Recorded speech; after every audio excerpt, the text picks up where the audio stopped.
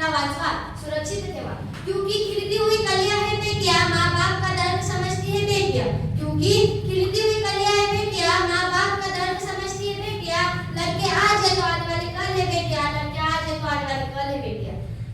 Sir, आमच्या राष्ट्रातील स्त्री आज अंतराळावर जाऊन पोहोचते, पण दुर्दैवाची गोष्ट अशी की ती तिच्या घरात सुरक्षित नाही. सर, आमच्या महाराष्ट्राचं दुर्दैव असं की आमच्या महाराष्ट्रातील 3 वर्षाची लेकरच आज सुरक्षित नाही. ज्या मुलीला हे सुद्धा समजत नव्हतं की मी मुलगी म्हणून जन्माला आली, अशा मुलीवर जर अत्याचार होत असेल तर आज समाजातील कोणतीच मुलगी स्त्री सुरक्षित नाही. आमच्या आऊसाहेबांनी सांगितलंय प्रत्येक स्त्री ही मराठ्यांच्या घरातील देवता आहे. आमच्या शिवरायांनी सांगितलंय प्रत्येक स्त्रीकडे बघताना तिचा आई म्हणून सन्मान करा, तिच्या प्रभुमाई बघा.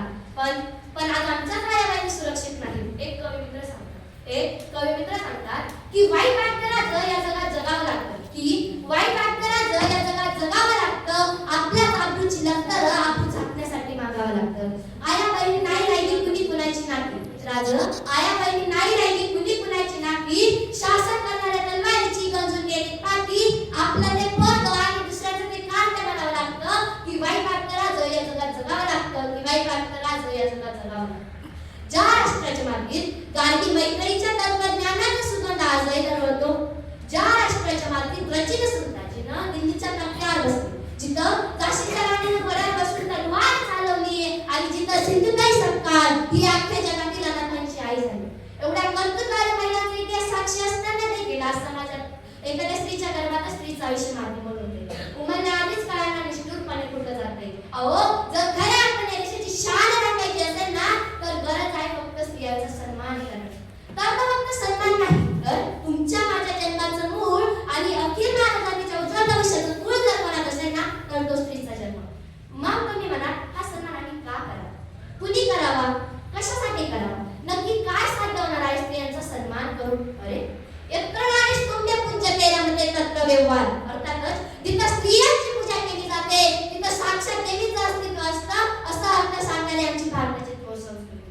स्त्रियांना देवतांची स्पर्धा, माणसांची सोडा जो जनावरांपेक्षा नीच सुधारण्याची वागणूक दिली जाते, माझ्या देशाचं दुर्दैव आहे. अहो, पूर्वी शेतकऱ्यांच्या घरी बाळ जन्माला आला त्या बाळाची नाव टाकायची आणि घरा पाठीमागच्या मातीत करायची, म्हणजे जन्मजात नातं मातीशी जोडलं जायचं. पण आज तीच गीतांच्या डॉक्टरांनी गटारात घालवली आहे.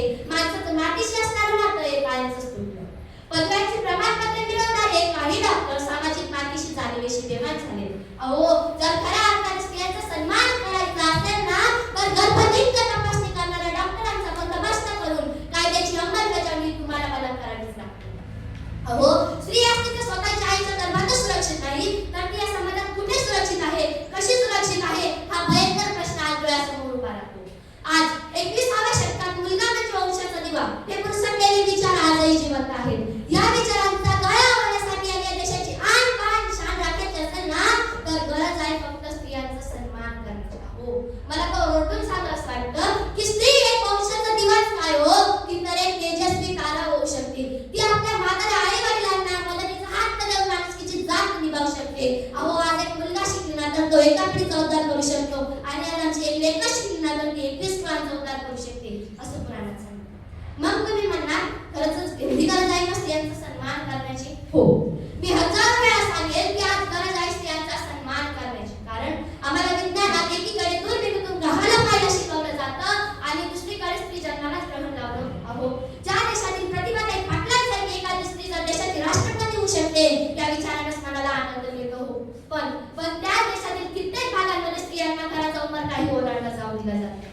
अहो, मंजुळासारखी एखादी स्त्री जर कारागृहात सुरक्षित राहू शकत नसेल तर ती या समाजात कुठे सुरक्षित आहे हा भयंकर प्रश्न आज डोळ्यासमोर उभा राहतो.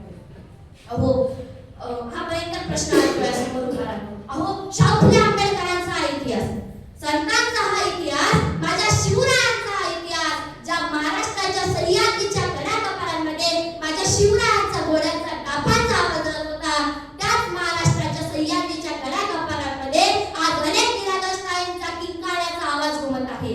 वाचवा वाचवा म्हणून साथ घालत आहे. म्हणून मी म्हणते की आज गरज आहे स्त्रियांना संरक्षण देण्याची, त्यांचं अस्तित्व जनतेसमोर आणण्याचे. अहो, ज्या देशातील कल्पना चावला सारखी स्त्री, सुनीता विल्यम्स सारखी स्त्री जर ग्रहताऱ्यांना प्रदक्षिणा घालू शकते तर त्या देशातील स्त्रियांनी ग्रह सोडवण्याचं कारण काय? अहो, स्त्री एक ग्रह